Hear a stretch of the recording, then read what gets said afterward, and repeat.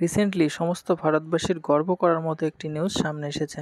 ভগবদ গীতা ও ভারতমুনির নাট্যশাস্ত্রকে ইউনেস্কোর memory of the world রেজিস্টারে অন্তর্ভুক্ত করা হয়েছে। খবরটি সামনে আসার পরেই আমাদের প্রধানমন্ত্রী নরেন্দ্র মোদী গণমাধ্যম এক্সে একটি টুইট করেন এবং বলেন সমস্ত ভারতীয়দের জন্য এটি একটি গর্বের বিষয়। তিনি আরও বলেন যে এই ভগবদ গীতা ও নাট্যশাস্ত্র কয়েক শতক ধরে মানব সমাজকে পথ দেখিয়েছে এবং এর জ্ঞান মানুষকে আজও অনুপ্রাণিত করে। অনেকের মনে হতে পারে যে ইউনেস্কোতে অন্তর্ভুক্ত করা হয়েছে তাতে কি এমন লাভ। তাদের বলি, এমন অনেক পুস্তকের উদাহরণ আছে যে সমস্ত পুস্তক কোনো না কোনোভাবে ধ্বংস হয়ে গেছে। সেই সমস্ত পুস্তকের পুরোপুরি অংশ কোথাও খুঁজে পাওয়া যায় না। এবার অনেকে ভাবছেন ইউটিউবে দিয়ে দিলেই হয়তো থেকে যেত। তাদের বলি, ইউটিউবের সমস্ত ডাটা কোন একটি ডাটা সেন্টারে থাকে, আর সেই ডাটা সেন্টার নষ্ট হয়ে গেলেই সব শেষ। কারণ কখন কোন বিশ্বযুদ্ধ শুরু হয়ে যায় বা কোন মহামারী শুরু হয়ে যায় কোনো ঠিক নেই।